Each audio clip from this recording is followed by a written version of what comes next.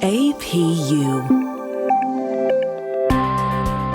American Public University is proud to present Exploring STEM.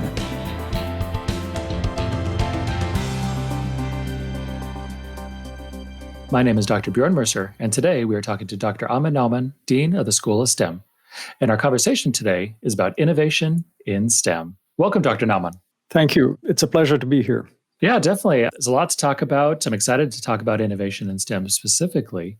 And can you give us a definition of innovation for you in your field and for your school? Yes. So innovation is coming up with new ideas about ways of doing things or products. But in the context of the School of STEM, I think it's about how we modify our processes to enhance students' learning and engagement as we go forward. One can also talk about introducing new programs. That would be kind of a product, but primarily it's the ways in which we teach and engage students where we can innovate. That's excellent. And how might you compare innovation in the educational setting versus educational in, say, private business or even in government? So innovation, I would say today, is used everywhere.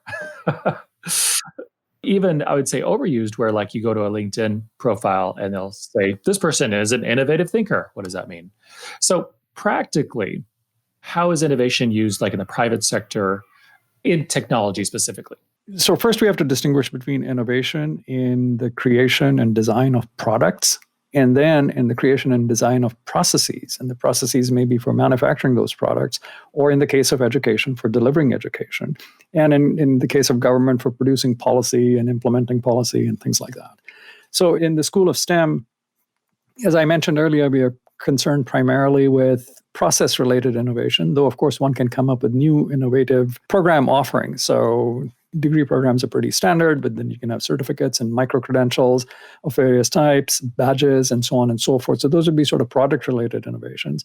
But a lot of what we do is teaching and helping students to learn. So there's a heavy emphasis on process-oriented innovation as to what can we do to make the learning experience more enjoyable for students, as well as to having that learning stick. So it's not that when they leave the school, you take your final exam and you've forgotten all about the course that you took. So to avoid that sort of thing. What do you think is one of the more surprising facts that students realize about innovation? That I think when people think of innovation, they think somebody thinks really hard, a light goes off, and then poof, you have a new computer, a new process, a new, anything suddenly fully formed. But innovation doesn't work that way. So going on to the next question, what does innovation look like in STEM? And can you provide some examples? Sure. So let me address the implied question you had a little bit earlier. So things rarely sort of pop out of the blue, right? It's that people are registering patterns and pieces of information and they're processing it subconsciously. And then one day something clicks and they see the pattern. They come up with the idea. It's not like that it came from nowhere. It came from all that they had learned previously. So that's when, the eureka moment. But there's also a systematic way of trying to innovate or come up with new products, which is you try out a whole range of ideas and test them to the extent possible. And some work well and some don't. But at the end, you may come up with a particular product or a design that works really well. And that's the result of a sustained effort to create something. So it's not coming out of the blue, but in this case, it's a conscious process as opposed to the coming out of the blue where it's a subconscious process. And that's excellent. It reminds me, of course, and you and I have had many conversations about music, about someone's cumulative experience with music is pretty much everything they've ever studied, ever learned, and ever tried out. And so to me, there's a lot of parallels between technology and technological innovation and, say, musical innovation, because you're literally trying to figure out what the culmination of everybody who's come before you, and then try to do something different. As you asked earlier about the definition of innovation, if we take that definition as coming up with a new concept or a new way of doing things, right? Then that's sort of irrespective of, is it music? Is it technology or technological product? Is it some kind of educational product? Is it an engineering design? The processes, the thinking processes that one goes through are going to be pretty similar in all of those cases. They're just applied into two different domains of work or experience. Now, can you give me an example of a recent innovation or advancement in some sort of product that you think is interesting. Let the maybe potentially solar, because oftentimes people will look at just the products around their house and they'll pick up their phone and they're like, well, this is great. But the cumulative number of people in the thousands and tens of thousands that had to create the phone you're currently using so easily now is honestly mind-boggling. And also just the interconnectivity of the world today, because how the US works with every country in the world allows for the facilitation of technological innovation. Correct. So actually, I would use this example of what we are doing right now as innovation and technology, because you and I are located in different cities, and we are using the internet to connect and a lot of software to actually record this podcast. Now, maybe a decade ago or a little more than that, this would have been difficult to do with quite the same level of quality. I'm not saying that it would have been impossible, but the convenience where you can plug a mic into your computer and connect to a website and off you go. I know there are some settings that to be adjusted, but that's for professional recording. This is something that evolved over the course of the last few years. And I would submit to you that this is a way of using the internet and using recording technologies, which normally you would think of as being separate, but now they're coming together to develop this application where you can have conversations with people all over the world and make those recordings, and you can do sound and you can do video and take care of a variety of things without needing to be together in person. Related to music, actually, there's a piece of music that I really liked. And it turns out that all of the musicians were in different cities. One was in Singapore, one was in Lahore in Pakistan, one was somewhere else.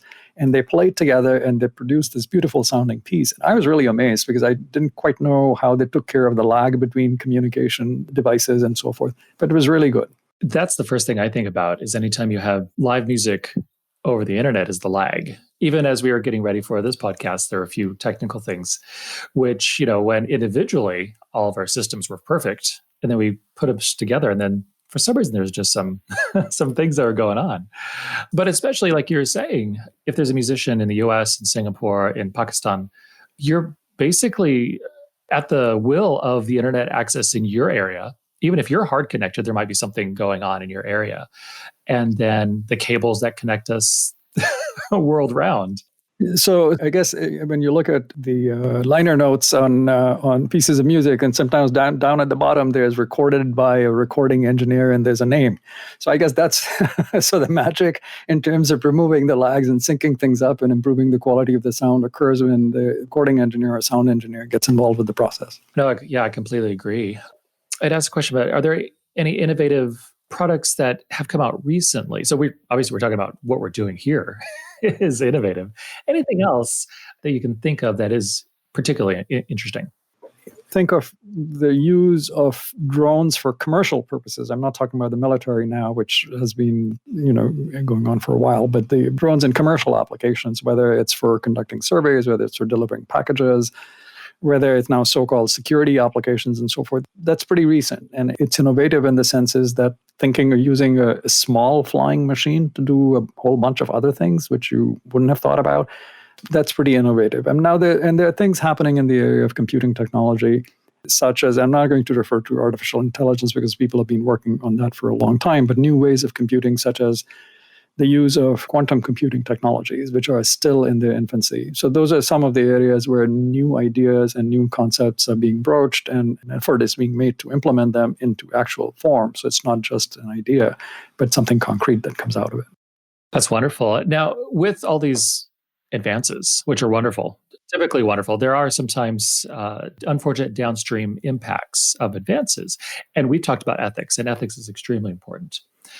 Why is it important when people are trying to be innovative and they are trying to, say, advance technology, to always have those ethical implications in their head also? Well, because there are consequences to the actions people take, and those actions may include coming up with a product or coming up with a policy. Either case, when that happens, and a product is built and shipped out, or a policy is made and implemented, there are consequences to that. And if people haven't thought through the range of possible consequences And the range of subjects who will be affected by those consequences, there's a great danger there. Because, there are unintended consequences, and sometimes those are pretty bad. As an example, and, we were talking about technologies and phone and being able to do all of these things together. One of the consequences of this, and I'm not sure whether it's correct to call this unintended or intended, but there's, I would say, a substantial invasion of privacy that occurs as a consequence of using these devices. Information is collected about individuals, which they may not be even aware of that it is being collected. So it's really invading someone's personal space. What is also happening is that because of the extent to which these things are being done, the concept of privacy is morphing. And I think both in terms of intellectually thinking about what it is, what it means, and what is the extent to which one can be private or keep one's information private, those are things that are still being worked through. As a society, we haven't quite gelled as to where we're going to be. So things are changing. It may stabilize in the next decade or two, but it's not there yet. I want to add one other thing related to what you were asking just a moment ago, which is that as I forget the name of the individual who made this comment, and maybe more than one individual has done this, but when somebody is developing something, be it a product, be it a policy, be it some kind of a technological process, the statement was, if you haven't thought about the ways in which what you are doing can be misused, you have failed in your responsibility. Which is a very different concept now. I mean, usually people go run off and build the things because, to use a phrase that was even used by Oppenheimer, because it's technically sweet. Well, it's got to be more than that. What is the consequence of this? Who will be affected? And this is not only the consequences in terms of what the effects will be, but the who part is really important because different groups of people are affected differently. So in the areas of surveillance and invasion of privacy is what I would call it, people who are less economically well off or belong to marginalized populations, they're much more subject to surveillance and the invasion of privacy than people who are in more privileged groups. So even though it's the same technology, the way in which the technology is being used and the extent to which you can resist the technology depends on, your context and who you are, which is part of the context in which you're situated. And I agree, and there's a lot to unpack there. And just like you said, when you are part of a privileged group, and I'll even say that in the US is privileged per se because at least the government actively supports civil liberties and freedoms. With that said, there are always ways in which those civil liberties and freedoms are taken away to a point here and there. Other countries are very different, where it's kind of assumed that you will just be spied upon. Yeah, that's true to some extent, but things are not quite that compartmentalized because, again, as an example, and I'll go back to the use of mobile phones, there are multiple types of surveillance and the intentions behind doing it is different. So there's the so-called security or national security and military applications, there are commercial applications. And some people have used the term surveillance for the kind of information that's collected off your iPhone, for instance, and used to market things to you. So all of that is occurring in the background. But also because in part of the technology and because borders are porous, many of the technologies that are developed in the advanced countries of the world, including the US, are utilized by countries which have less in the way of civil liberties and at times are actually deployed with the help of US citizens, because there's a big scandal in the Middle East where the government of one of those countries was, I think one of the Gulf states was running an intelligence operation using technologies developed by the United States and other countries in the world and staffed by US citizens, some of whom had worked previously in the US intelligence community. So it's not quite that watertight. Oh, and I completely agree. That's why ethics training, ethics reading, and the philosophical approach to ethics in a practical sense is so important for people.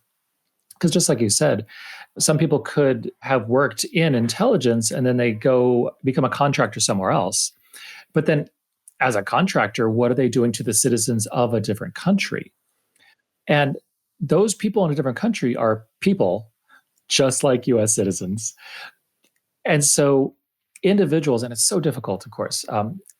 There's a great conversation that had between the educating of the individual versus the educating of the masses. And we know when you're educating a bunch of people, like most countries have to literally educate thousands, tens of thousands, or millions of people.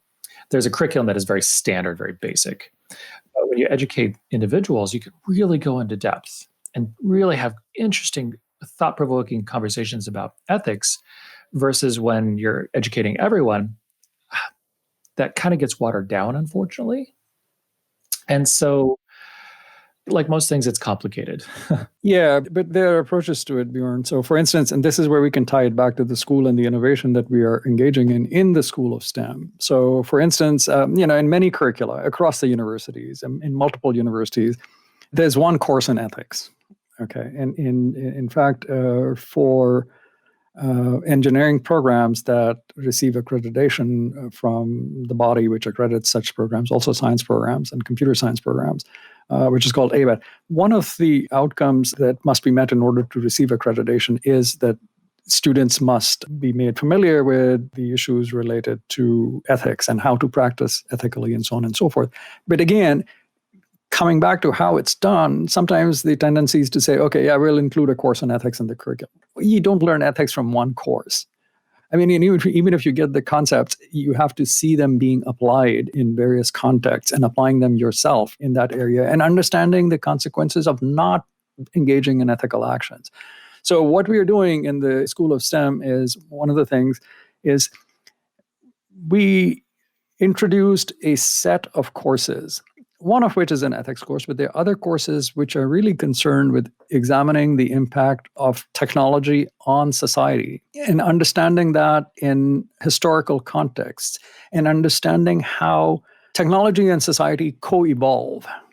Some things that are built, affect how people relate to each other. You can see the examples every day here, in terms of the use of social media and how people connect and how often they talk with each other as contrasted with texting somebody or sending a picture and so forth. So in that sense, the technologies that have become available recently are changing society in that sense. But there are also other cases. For instance, as you know, that the research using fetal cells was prohibited in the United States.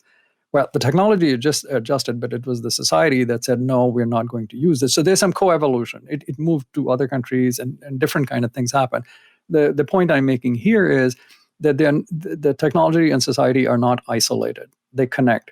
The kind of technologies that are developed are influenced by in many cases, the funding that they receive, whether that funding is from the government or whether it's through raising venture capital. And similarly, the kind of things that are taken up and utilized or that are permitted to be developed is affected by the social considerations that are in place. So technology and society tend to co-evolve. Again, I completely agree. The complexity of watching technology evolve, improve, or whatnot can be, for most people, it's very passive, which of course is fine. Most people are not technologically sound. I include myself in that. But at the same time, when you do watch it, it is quite amazing. And, one of the very high profile cases over the last few years, of course, is Edward Snowden, talking about privacy, even to the point to where over the last few months, he has been somewhat vindicated by, the courts basically calling that program unconstitutional. But at the same time, society, do they want to vindicate him as an individual? And do they want to put the blame on the government, which is easier and harder, if that makes sense? So, I mean, that's an interesting case, not just in terms of what a court decides about whether the program that he outed, so to speak, was constitutional or not, but in terms of his own decision to get that information and release it to the public. That's a question of ethics, right? Is this the right thing to do? Is this not the right thing to do? What is the greater context here? What is the greater benefit to society versus, more limited applications? And that's a tough ethical question. I don't know what the right answer is, frankly speaking. I mean, you can argue it multiple ways, and it sort of depends on what value you put on different kinds of things, like, look, we are all one world together. We shouldn't be spying on each other versus like, no, it's a question of security. We have to protect our security of our country and so on and so forth. So depending on your perspective, you can come out with different assessments of what he did. So, these are complex questions. They are, and I remember having a conversation with a group of people, and we were talking about whistleblowers, and the consensus in the group was like, well, of course you would be a whistleblower. If you saw something unethical, of course you would say it. But you have a job. Whistleblowers, the names often come out, and that might ruin your job. So there's so many complex things that you have, like you said, that individually you have to go through, besides just your career or your family, that you have to consider. And then for something like, with Edward Snowden, he's been exiled in Russia for years and years. Even if, what he exposed was a serious concern, which of course it was, and in some context legitimate to expose, he can't come back still. Correct. So that's generally an interesting case. But here's the thing, whether you use the term whistleblower, and I was thinking of that, when does one blow the whistle? I mean, how much emphasis do you give, or how much weight do you give to saying, no, I will follow a company policy. I'll, give into the chain of command. My superiors know what they're doing, superior officers or however it is. And therefore, even though I am kind of sort of not certain this is the right thing to do, maybe they know more than I do. And so in the bigger picture, it's okay. Versus saying, oh, hold on a moment, doesn't seem right. If the company doesn't want to go and stop this or do something about it, I am going to go tell the public, because there's a larger issue that is at stake here. There are more people who are going to be affected. Another example was, for instance, you recall that just in the last few years, the scandal with Volkswagen, where the catalytic conversion process, or the information or the data collected from it, was distorted simply so that the car could pass the tests in the US. Now, some engineer probably did it, but he didn't do, or she didn't do it in an isolated context. There must have been an environment. Their manager was, no, you've got to get this out in time. We have got to pass this test. This quarter's results are dependent on it. All the executives are expecting XYZ. And those things happen. And so whoever the poor fellow was, I don't know. I don't know what the thinking they went through. Maybe they said, well, yeah, it's really not a big deal. Everywhere else in the world, we are shipping cars that are okay. This will only make a tiny difference. And I value my job, and I've got family to feed, and so on and so forth. And they did it that way. Touching back, to what we were doing within the School of STEM, is to address exactly that question: is if you blow the whistle, okay, and there are consequences, who is there to back you up? Are there organizations? Are there legal services? Is there somebody who has your back, so to speak, when you blow the whistle? So not only do we need to teach students about ethics and how to think about ethics and employ them in making decisions, but also about the consequences of ethics, and that if there are negative consequences, where can they get support? And those are absolutely wonderful things to think about, because yes, I think we all think if we see something, we would say something. But just like downstream, what happens if this and that happens? And what are the support? Because when the VW example you brought out, I think is perfect, because that's an example that, well, nobody died. So it seems innocuous, but the logic might be like, well, everybody cheats a little. But it required some engineer to do it. It required some manager to sign off on it. It probably required some VP to look the other way, knowingly look the other way. So the chain of culpability is quite long for that. You use the phrase, if you see something, say something. I always find that kind of problematic, because I'm sure that, for instance, the people that Snowden worked for would say, no, this is not applicable here. I mean, obviously we are concerned with security, and he's thinking, no, this is not right. So who uses the phrase and who asks other people to use that phrase is so dependent on the context and the social structures and systems of policy that are in place. Exactly. Today we're speaking with Dr. Ahmed Naumaan, and we'll be right back after a short break. At American Public University, we believe higher education is not one size fits all. That's why we offer 200 modern programs that build on your knowledge and fit your schedule. Because we believe universities should adapt to the needs of students, not the other way around. American Public University, within reach, without limits. Online classes start every month. Learn more at AmericanPublicU.com. We are back with Dr. Ahmed Naumaan. That leads us to the next question: is why is it important to have an understanding of the innovation process as a leader in higher education? Well, earlier I said that our interest is in enabling students to learn.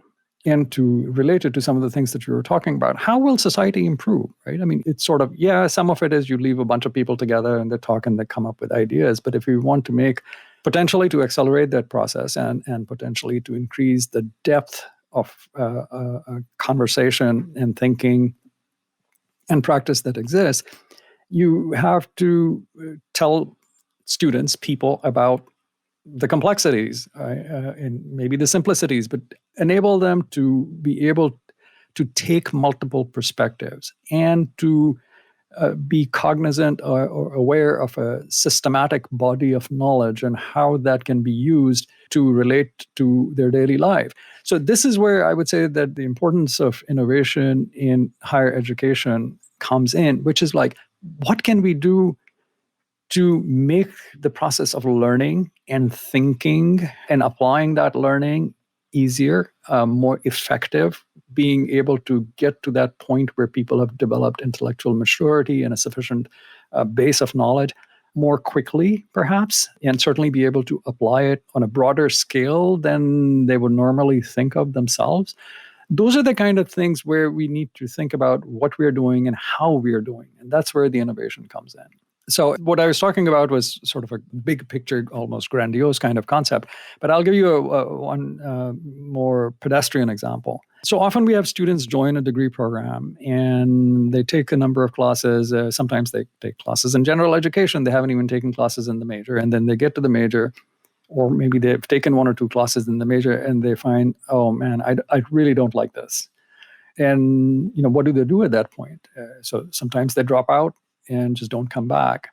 Sometimes they may change majors, but again, they don't necessarily know what to change to because it's the same situation they were in before. So what we have done in the School of STEM is we have started this new course, which will be, we've introduced it in a few curricula. Eventually, it'll be in all the curricula within the School of STEM, and it's going to be a required first course. It's called Introduction to STEM Disciplines.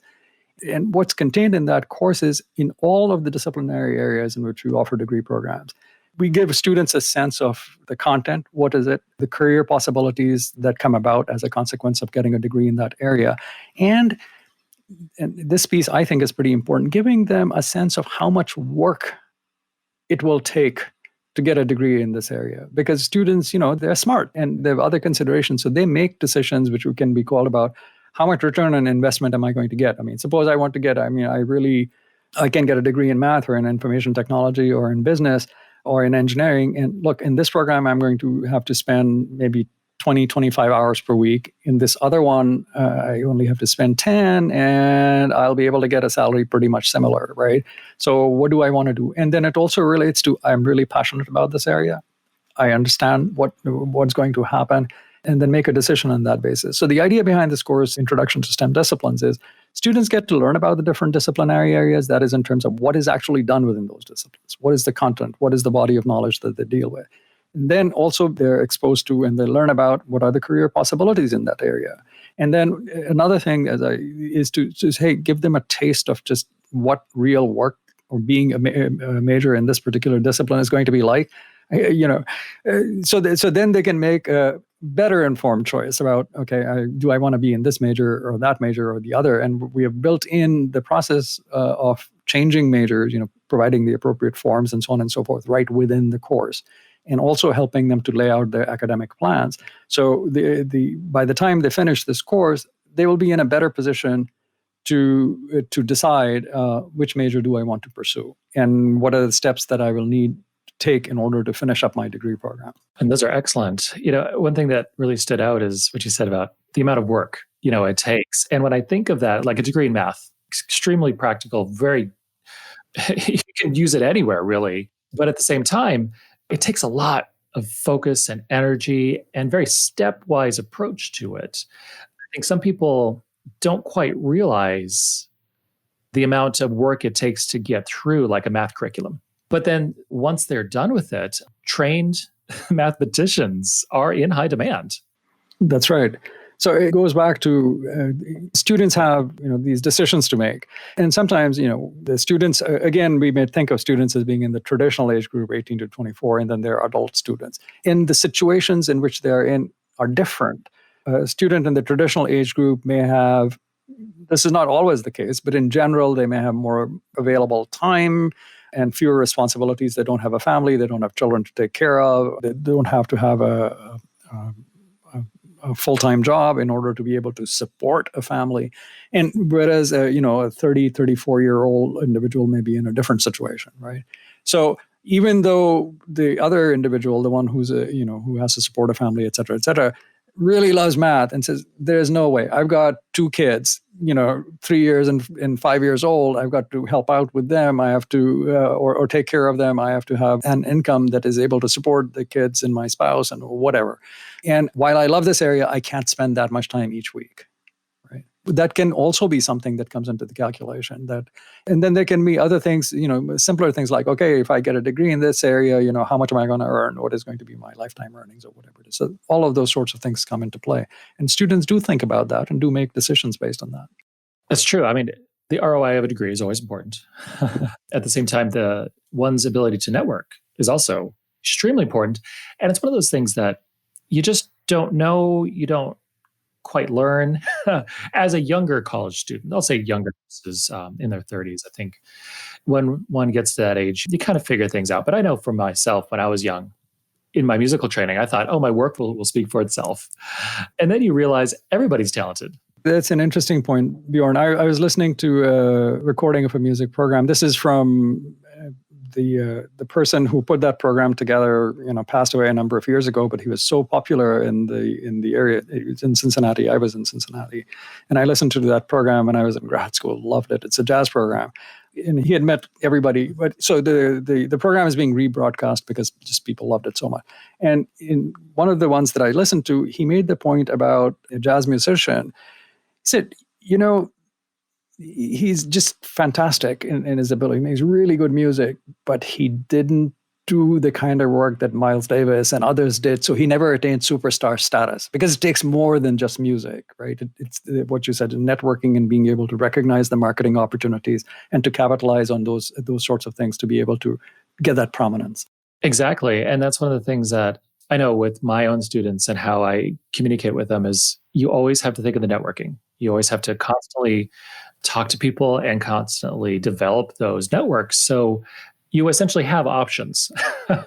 And, with COVID, and we've all lived through COVID, and a time like this, which of course is currently, it's the first for many people in the generation. I would say people who live in Asia, they've gone through a few pandemics, so maybe they've gone through more than we have. But for those people who have unfortunately lost their jobs, if you haven't been building those networks, you might be in a very, very, very tight situation.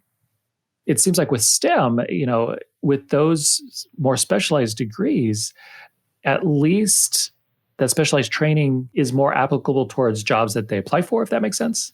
Yeah, but the importance of networking remains, right? Both in terms of learning about job opportunities, which may be opening up, but also in terms of who can refer you to somebody, right? And say, this is a person who's really good.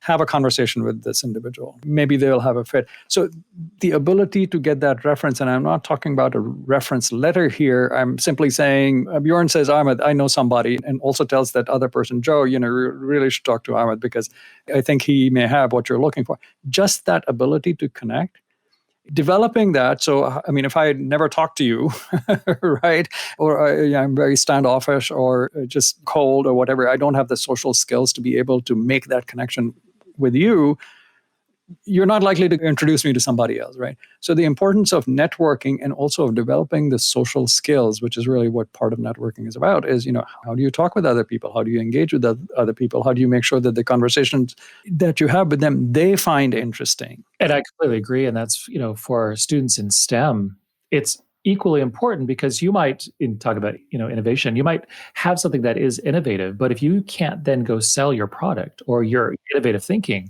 or you as a person with your innovative thinking, just like it'll fall flat. And as a lifetime introvert, it's just one of those things you practice. Yeah. Yeah, it's work, So in summary, networking is very important. Yeah, and oftentimes, people in STEM in general and engineering in particular are stereotyped as, they're standoffish, they're introverts. There was a joke like, how do you tell an introverted engineer from an extroverted engineer? And the answer was the extroverted engineer looks at the other engineer's shoes. So they're both looking down at their shoes. They won't look up and talk with anybody. In fact, in the outcomes, again, I'll refer to the accrediting body and the outcomes that they specify. Teamwork and communication skills are required outcomes that programs must be able to demonstrate are met by the students going through those programs. So some of the concept of communication and the networking will follow from that. May also have to make a push, as you pointed out. If you have a great idea and you're not able to raise capital to build it, doesn't do you any good. So you must be able to know people and make a pitch to them and so on and so forth. Those are important parts of learning in any area, but also, so regardless of whether you're an introvert or an extrovert, that is a skill that needs to be learned. I agree. And my own perspective on introverts and extroverts is just throw those away. It doesn't matter. Just be yourself. And if you're yourself, you can sell, if you're passionate about what you do, you can sell anything. Yeah. And so we've had a great conversation today. Is there any final words for everybody who's listening? Sure. So often people think about a sort of generic college degree as something perhaps in one of the humanities and social sciences. A bachelor's degree in psychology is a popular option for lots and lots of students, or in business. And I would say to you is, consider a bachelor's degree in STEM as a basic college degree. You learn lots of useful things. You learn how to analyze. Actually, I'm not saying that you don't do that in other disciplines. Critical thinking and close reading skills in English, for instance, are similar to the skills that you would require in analyzing problems in the STEM areas. So you learn those, you learn some quantitative skills, you learn about the world, and you're able to take a perspective where you understand both the physical world and the policy implications of doing things in it. So I guess what I'm making a pitch for is, don't pigeonhole STEM into a sort of, this is a narrow discipline. You only have to do that thing in your life if you want to do it. Think of it as a general degree. It's something that enables you to learn about the world and about yourself, and teaches you useful skills and extends your knowledge base. And I completely agree. Getting a degree in STEM is extremely applicable. There are, of course, so many jobs out there, and only more jobs that are going to exist, and jobs that are going to be created that we don't even know about. Right. And I would say it's beyond just the job part of it. So, for instance, somebody, if you're in an area of, art history, maybe there are not that many jobs about there, but you're passionate about it and you learn something. And in fact, there have been studies that show that students who got their degrees in the humanities, 15, 20 years down the road, they're earning as much as the students who got their degrees in the STEM disciplines, on average, right? So if the purpose of going to college is learning how to think and being able to learning how to learn and continue to do on your own, STEM discipline is as good as any other discipline. And so I would say, take it as a general degree without even necessarily saying that there'll be more jobs or a higher salary. Though, of course, those will be there also. For sure, and absolutely wonderful. And so today, we are talking to Dr. Ahmed Naumaan, Dean of the School of STEM, and we're talking about innovation in STEM. Thank you, Bjorn. It was a pleasure to be here. For more information about our university, visit us at studyatapu.com. APU, American Public University.